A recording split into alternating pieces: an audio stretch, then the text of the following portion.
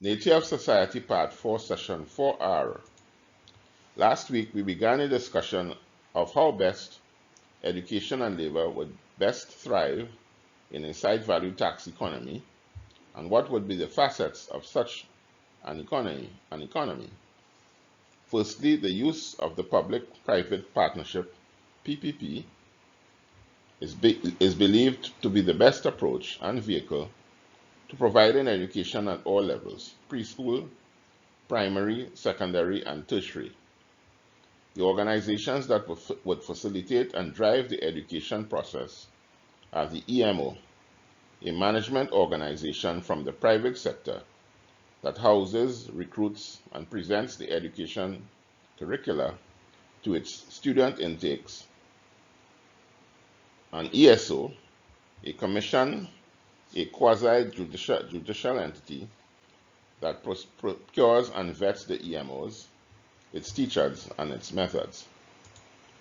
Discussion last week was very wide-ranging, and perhaps it may be best to recap all the points that were made before we move ahead. The state's role in this new education initiative will now be facilitator rather than provider. They will provide the educational facilities, the regulatory framework, the curriculum blueprints, the educational standards to attain, and finally the accreditation systems.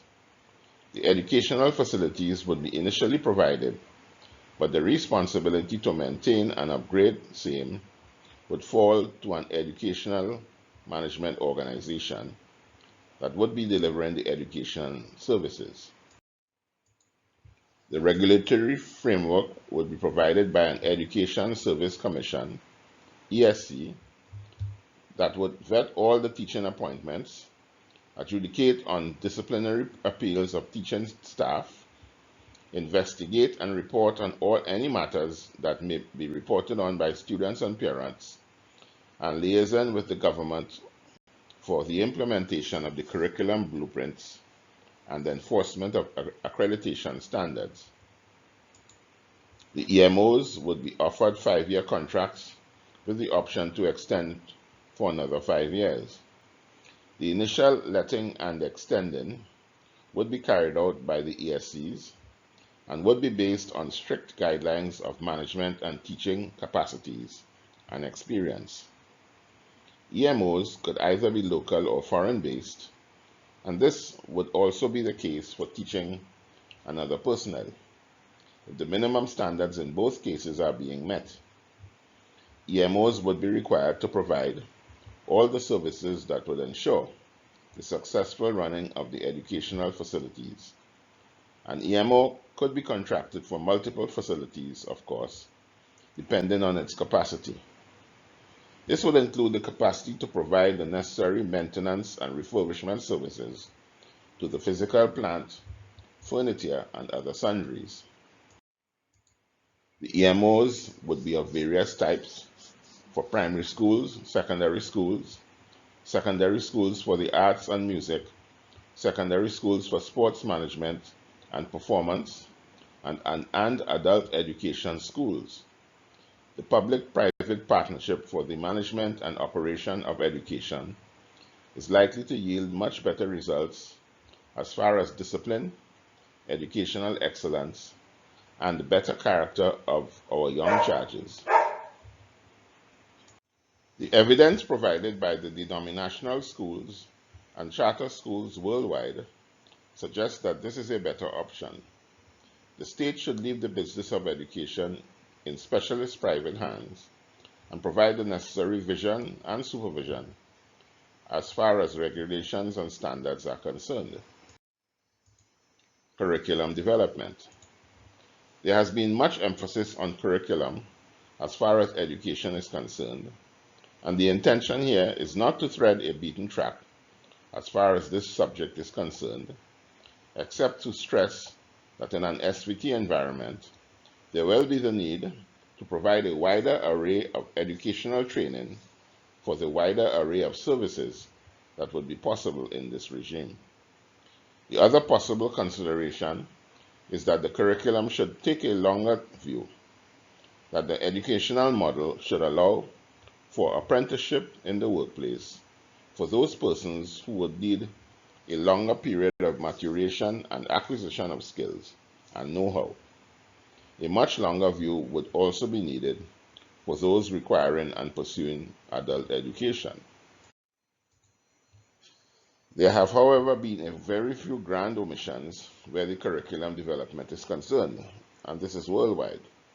Maybe these omissions were because the education fraternity probably sees these matters as the responsibility of others in the community.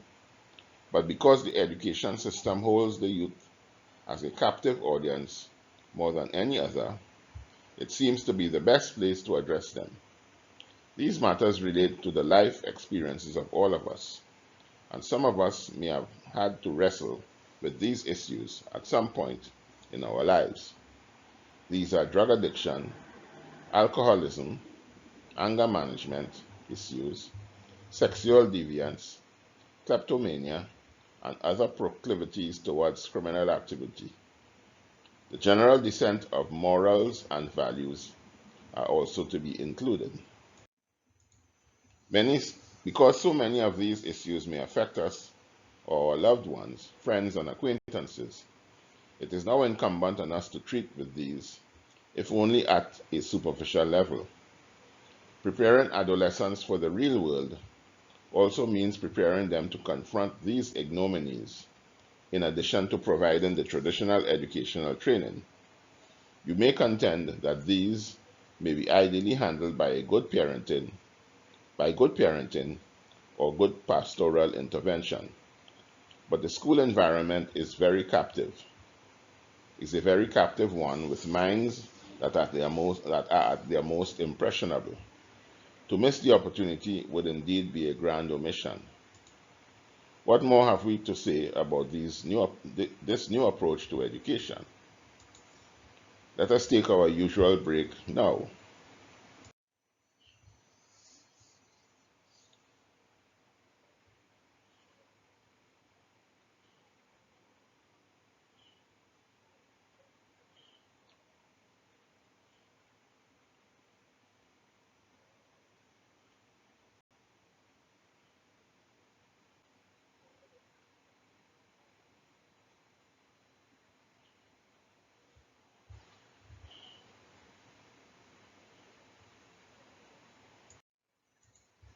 We continue our recap of what was discussed last week.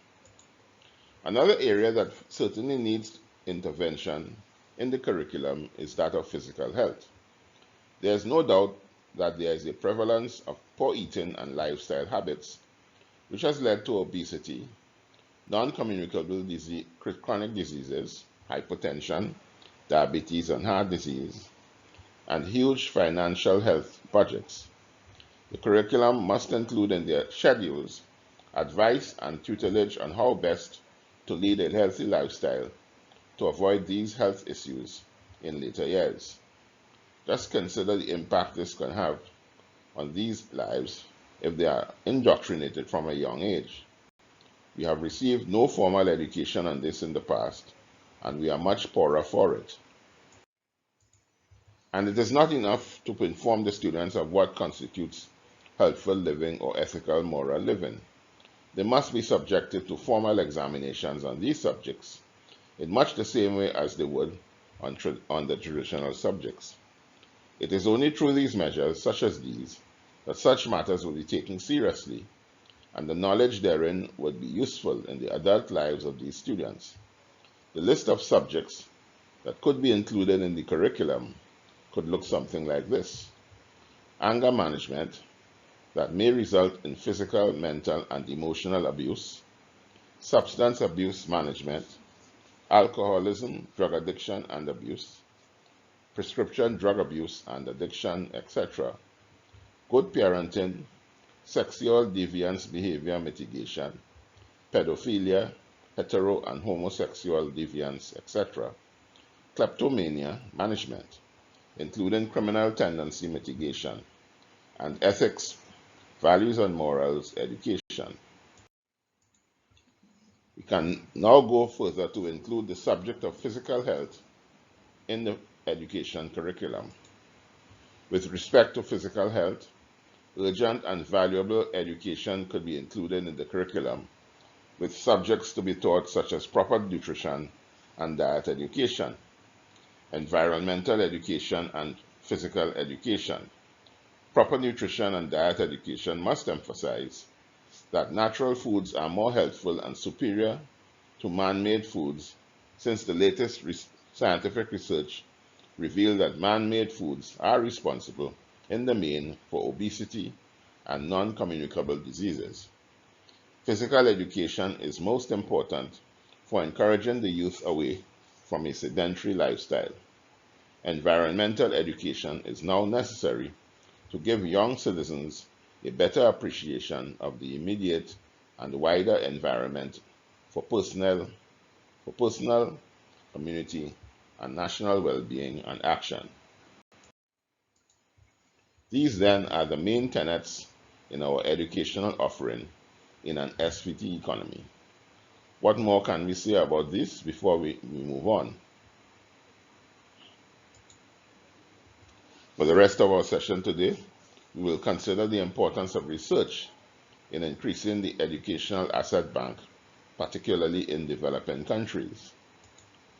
The importance of research. For a developing country, there is a very important activity that must be engaged in if it is to attain developed country status. It must do the necessary robust research into those goods and services that it could manufacture as added value or finished product that it could offer to the world from its resource base. Many times the technological know-how resides with developed countries, and there may be the need to invite the technology in. Many times though, when this is done, there is no technological transfer, either wittingly or unwittingly. The receiving country must ensure that they have set up such contracts or systems that the technology transfer does take place. The technology must be made to eventually reside ultimately in the archives of the country and not in local individuals. There's much research that could be undertaken by the developing country without the assistance of foreign entities. A spirit of research must be fostered at the universities and other learning institutions, which must be adequately funded by private funding into all areas of viable activity, all areas that will advance the sustainable development of the country. The results of this research must be brought forward into the public domain unless it's proprietary research, so that it may add to the general education of the country. Over time, the country will begin to reap the benefits of this. Another area of deficiency in most developing countries, which would have been mentioned elsewhere, is the deficiency of data upon which to make the most informed decisions. The culture of gathering and collating data that is relevant to any development issue is to be encouraged throughout all public and private institutions, and this data should be published and updated regularly. This would inform as well as drive the decision making. Too many countries rely on external sources for its internal data, which may not be the best option as far as accuracy and context are concerned. Both the culture of research and the gathering of data are indeed medium to long-term projects, but these must be seen even though there may be unknown costs attached as an essential part of sustainable development. The difference and distinction between developed and developing countries is primarily in record keeping, data collection, and decision making based on information from real data. What gets measured gets managed, and the more current and accurate this data is, the better managed outcomes are possible.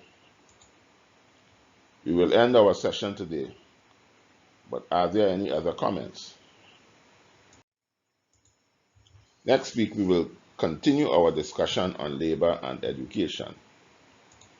Before we end, I would like again to let your attendees know that Unsustainable Development is an educational offering devoted to the dissemination of its cause to all of mankind and to those who have the English language as their official language in the first instance, and to all eventually all over the world. We have in fact been sending this course all over the English-speaking world with very favorable responses. To continue to make this possible, and because we do not charge a fee for this dissemination, we rely wholeheartedly on monetary donations to meet the cost of achieving these goals.